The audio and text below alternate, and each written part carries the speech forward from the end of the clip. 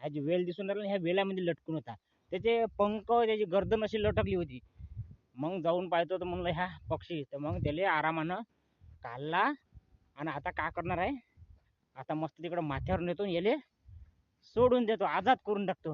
आहे की नाही. याले ठेवून काही फायदा नाही ना, आपल्या कामाचा नाही. आता एखाद्याला दिसला असता याले काय केलं असतं, कोणतरी याले कापला असता, खाऊन टाकला असता याले. असे लोक आहे खाणारे, म्हणून याचा जीव घेण्यात काही मजा नाही. तर आपण काय करणार आहे याले, पाय रे. आहे ना कसं चांगलं दिसते. याले काय करायचं, आपण सोडून द्यायचं आता. पाय पाय ना.